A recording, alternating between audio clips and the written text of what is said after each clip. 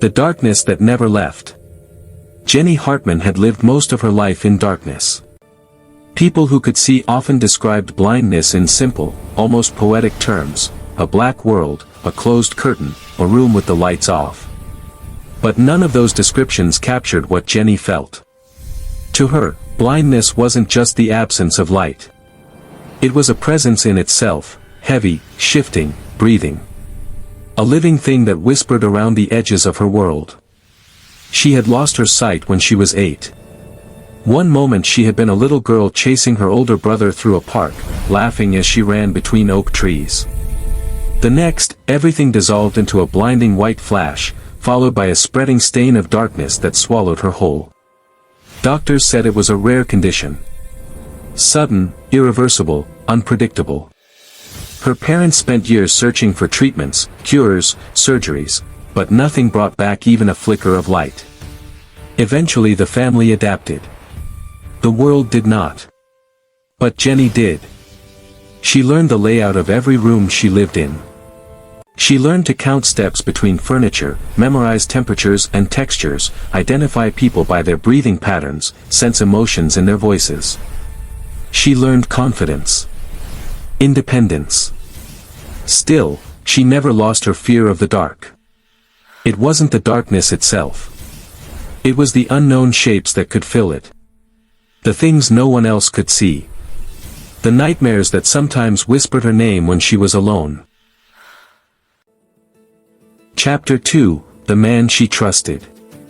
Mark Hartman had been her opposite in every way, loud where she was quiet, bold where she was cautious, confident where she was scared.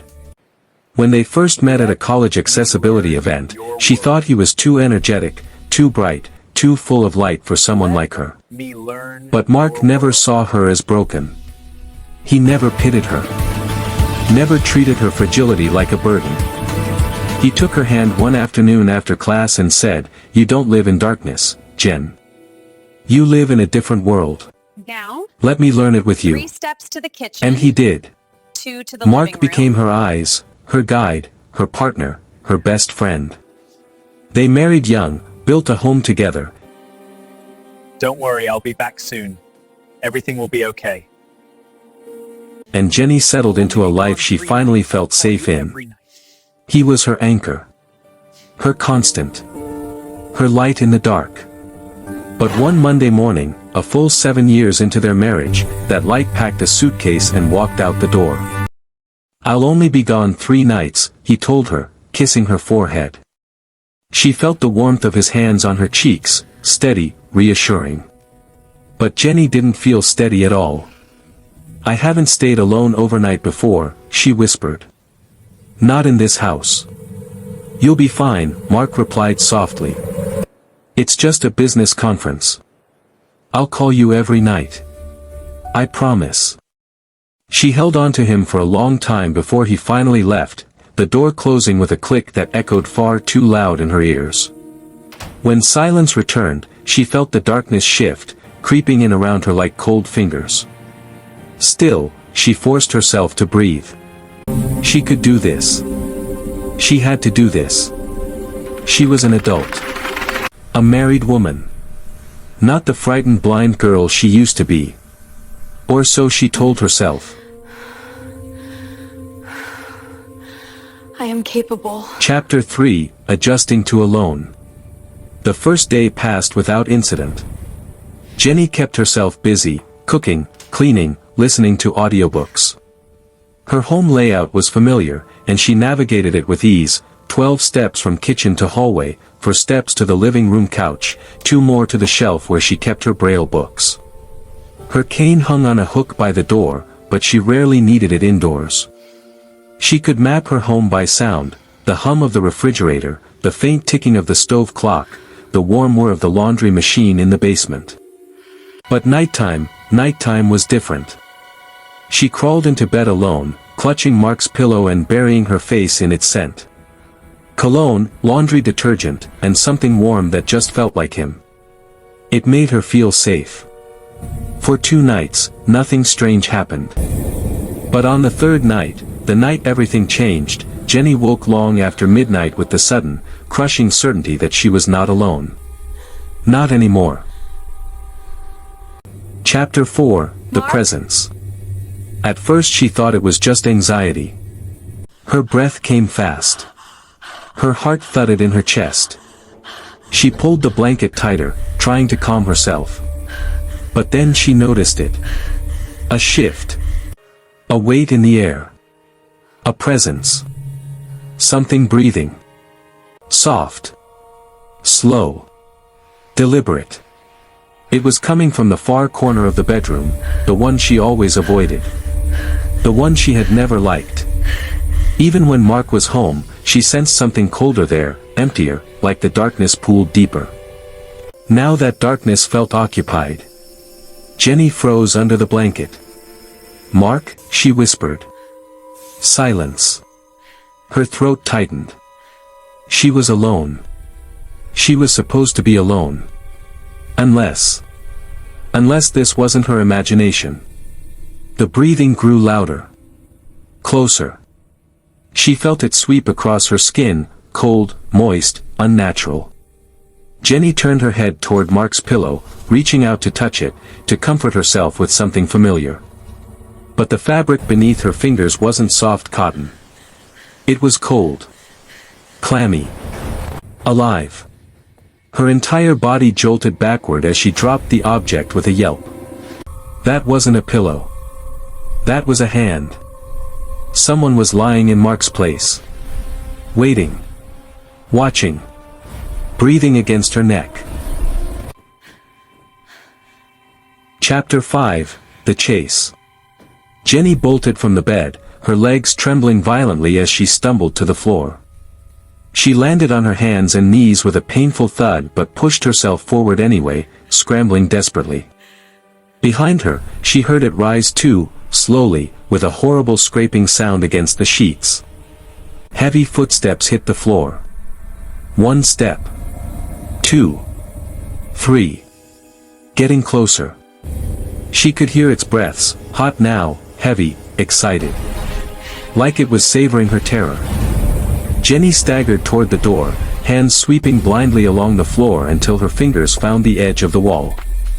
She used it to pull herself upright, gasping as she ran into the hallway. The footsteps behind her grew faster. She didn't know what the thing was. But she knew it could see her. And she couldn't see it. Her mind raced as she reached out for the stair railing that led to the living room. If she could just get to the front door. Jenny. She froze. A voice floated from the dark. Warm. Familiar. Mark's voice. "Jenny, sweetheart. Are you okay? Come here." Her breath hitched. Relief and confusion flooded through her. He wasn't supposed to be home. But he was here. He was here. "Mark," she cried. "Help me." She rushed toward the sound, toward him, arms outstretched. But something wasn't right. The voice was deeper. Slower. Distorted. And then it said her name again. This time, wrong. Jenny. The realization hit her like ice. That wasn't Mark. It was mimicking him. Copying him perfectly. Luring her. The thing wasn't just in her house. It was intelligent. And it wanted Jenny? her. Chapter 6, The Final Moments. Jenny spun around and sprinted down the hallway. Her bare feet slapped the floor in desperate, frantic rhythms. She didn't know where she was running, the front door, the kitchen, anywhere, but she had to escape. Behind her, the monster's footsteps thundered after her. She could hear it gaining. Closer. Closer. Too close. She reached the living room and tripped over a rug she forgot was there. Her body crashed to the ground. Pain shot up her knee. She tried to rise. But the thing was already on her. A massive, crushing weight slammed into her back and pinned her to the floor. Razor-sharp claws dug into her arms and shoulders, slicing through flesh. She screamed, a raw, primal sound she didn't know she was capable of making. She struggled hard, twisting, kicking, clawing back. But it was useless. She was blind. The creature knew it. And it enjoyed it. She felt its breath at her ear, hot, hungry. Then a claw plunged into her side.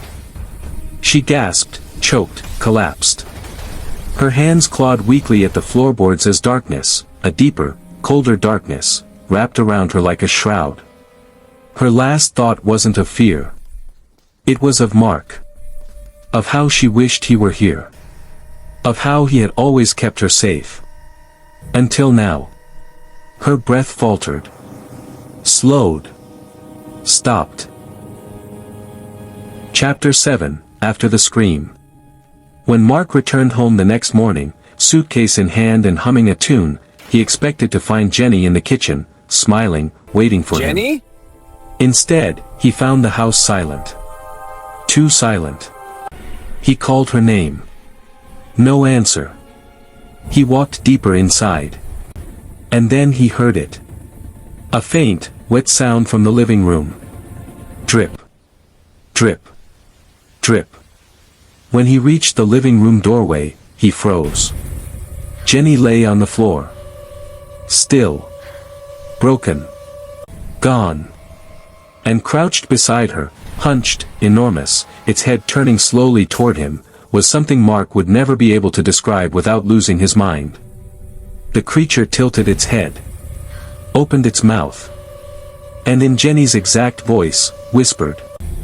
Mark. Chapter 8, The Epilogue. 2 months later, emergency responders received a call from neighbors reporting screams from the Hartman residence. When police entered the home, they found 2 bodies. One belonging to Jenny Hartman. One belonging to Mark Hartman. Both torn apart beyond recognition. But investigators found a third thing too. Something that moved. Something that wasn't human. Something that escaped through the back door before anyone saw its true form. Security cameras caught only static where it passed. No footage. No sound. Just darkness. A darkness that seemed to breathe. The case remains open. No suspect was ever found. But sometimes. Late at night.